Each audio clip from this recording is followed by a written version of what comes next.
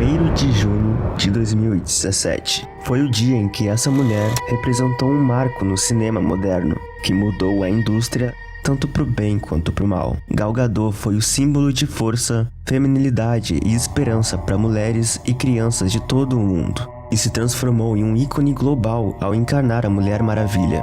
Mas aonde quer que ela fosse, seu passado e suas origens atraíam o julgamento e rejeição de certas figuras, tanto na indústria de Hollywood quanto do ramo da política.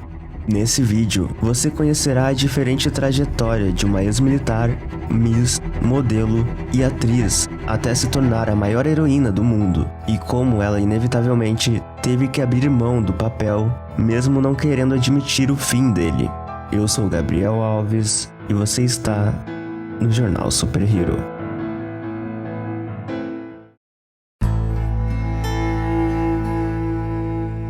Rosh Ha'ain. Foi nesse lugar, no distrito central de Israel, que Gal Gadot cresceu. A forte ligação da cidade com a música e a arte levou a pequena Gal a almejar a carreira de coreografista na infância. Com 12, ela já tinha domínio em balé, hip hop, dança moderna e jazz. Mas esse sonho perdeu forças ao longo dos anos e não sobreviveu ao ensino médio. Ao terminar a escola, sua mãe a convenceu de participar de um concurso de beleza, no qual ela achou que podia ser divertido, então ela foi despretensiosamente. Mas, para sua surpresa, ela acabou vencendo. Com 18 anos, Gal Gadot era a mais nova Miss Israel. Mas, diferente das outras modelos, ela não gostava de todo o holofote e a atenção. Então, quando foi para o Miss Universo, ela fez de tudo para não ganhar a competição, desde chegar atrasada de propósito nos ensaios, até a vestir as roupas erradas e fingir não saber falar inglês. E isso deu certo. Gal não foi Miss Universo. Esse prêmio certamente mudaria a vida dela, mas nos seus próximos 2 anos, ela passou por experiências que acabaram mudando de qualquer forma sua trajetória e visão de mundo. Foram 2 anos servindo como soldada nas forças de defesa israelenses. Foi lá que ela aprendeu o valor da disciplina e do respeito à sua pátria, e onde concretizou seu sentimento de cidadã israelense. Após o exército, Gadot ingressou na universidade para estudar Direito e Relações Internacionais. E como forma de sustento, fazia trabalhos de modelo, que apareciam em grande quantidade graças ao seu título de Miss. Não era uma vida ruim, modelar pagava bem e no futuro ela teria uma grande carreira como embaixadora. Mas em 2007, um agente de cinema britânico fez um convite que atrapalharia seus planos de carreira em definitivo.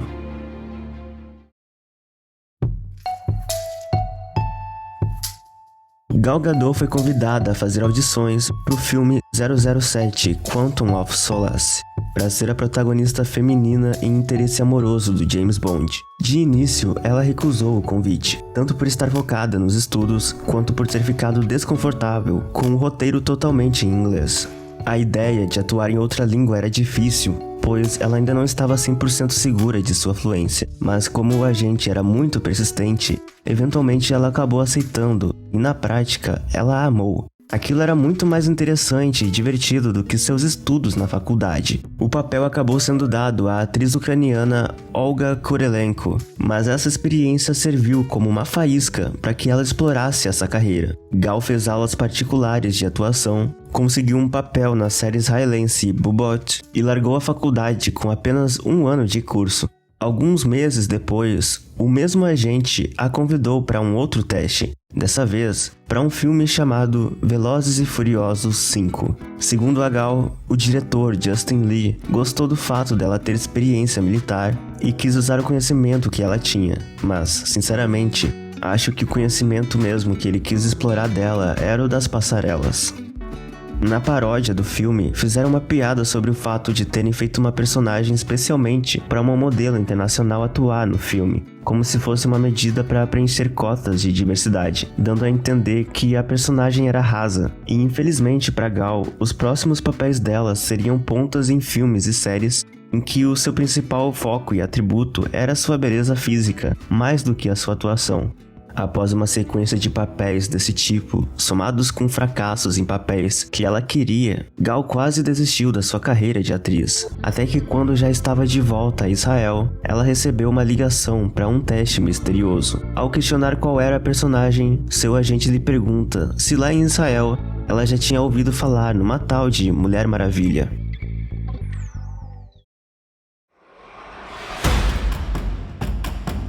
Mulher Maravilha foi um marco na história do cinema que quebrou vários recordes e paradigmas. Foi o filme dirigido por mulher com maior bilheteria na estreia de todos os tempos e abriu brecha para mais investimentos em filmes de herói ou ação com protagonistas femininos. Além disso, o filme trouxe de volta ao imaginário do grande público a personagem que faz parte da trindade da DC Comics e que há muitos anos não era explorada na cultura pop. A vida de Gal Gadot também mudou completamente. Ela recebeu a humilde quantia de $300 mil por esse trabalho, mas o que valeu mesmo foram as portas abertas em questão profissional. Devido ao sucesso do filme, a popularidade dela subiu astronomicamente, o que a permitiu fechar contratos publicitários com marcas renomadas e até renegociar seu cachê na sequência do longa. Gal chegou até a participar de um evento especial na sede da ONU em Nova York, onde a Mulher Maravilha foi nomeada embaixadora honorária para o empoderamento de mulheres e meninas. E foi aí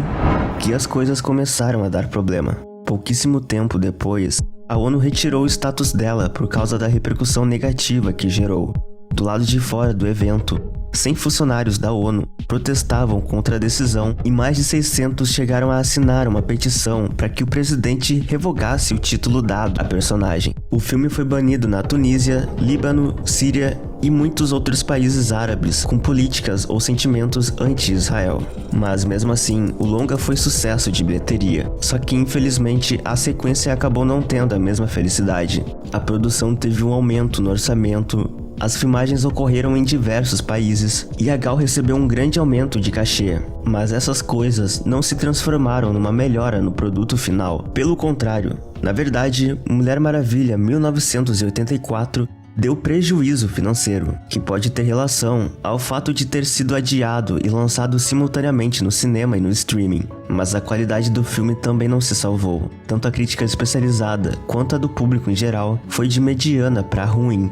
Diferente do primeiro filme, em que Patty Jenkins tinha apenas dirigido o filme, enquanto Zack Snyder escreveu e produziu, no segundo, Jenkins assumiu totalmente o controle do roteiro e da direção, o que muita gente acabou apontando como o principal problema. Mas apesar disso, tudo continuou bem. A diretora iria trabalhar no terceiro filme e Gal iria voltar para terminar a trilogia. Só que 2 anos depois, a DC já não era mais a mesma. James Gunn e Peter Safran foram nomeados CEOs do novo DC Studios para liderar um universo de produções audiovisuais feitos a partir do zero com os personagens da DC. E um por um, os atores da antiga DC foram perdendo seus papéis.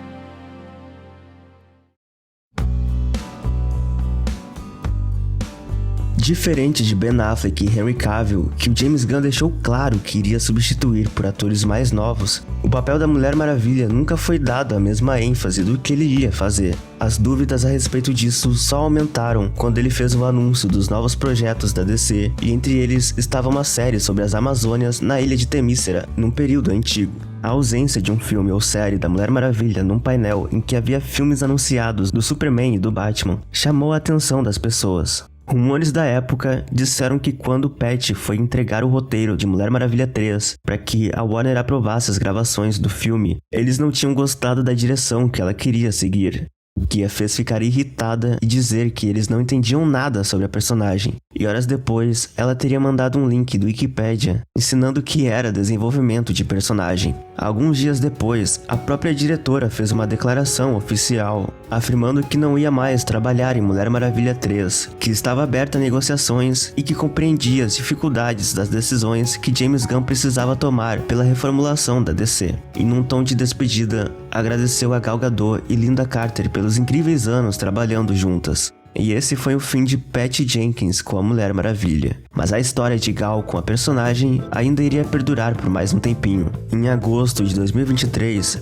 ela falou publicamente que estava animada em continuar com a personagem e que James Gunn e Peter Safran a prometeram que ela iria trabalhar com eles no desenvolvimento da história. Só que da parte deles não houve nenhuma confirmação sobre o filme estar nos planos, nem sobre a Gal continuar no papel. O que, somado com o fato de todos os outros atores da Liga da Justiça terem sido descartados, deixava a posição dela em xeque. E essa questão ficou em aberto por um bom tempo, até que em 2024, James Gunn, sem querer, entregou que a Gal Gadot não seria mais a Mulher Maravilha. Alguém comentou no Threads que ouviu rumores que a Mulher Maravilha estaria na nova animação Creature Commandos, que é o primeiro projeto do novo universo da DC. E logo em seguida, ele perguntou ao CEO se isso era verdade, mas de uma forma que indiretamente implicava que a atriz que iria interpretar a nova Mulher Maravilha ainda não tinha sido escalada. E o James Gunn simplesmente confirmou, ou seja, se terá uma nova escalação, a atriz antiga não vai continuar, obviamente. Então, esse foi o fim de Gal Gadot como Mulher Maravilha.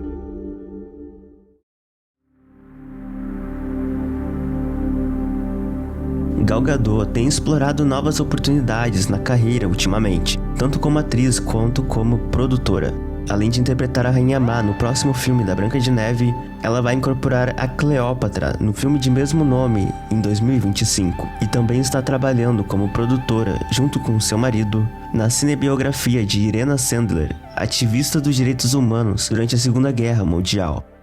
Em março de 2024, Gadot deu luz à sua quarta filha com o empresário israelense Yaron Varsano, com quem está casada desde 2008 e de quem também é sócio na sua produtora Pilot Wave. E Gal também tem se posicionado bastante recentemente, apoiando Israel no conflito atual, o que está sendo alvo de muitas críticas, inclusive de colegas de profissão que defendem a Palestina no conflito. Se você tem uma opinião sobre o posicionamento dela, ou também se ela era uma boa Mulher Maravilha ou não, comenta aqui embaixo e também sugira um nome que você acha que seria uma boa opção para a nova Mulher Maravilha desse DCU. Se você gostou desse conteúdo, se inscreve no canal para saber mais sobre o que acontece nos bastidores da Marvel e da DC.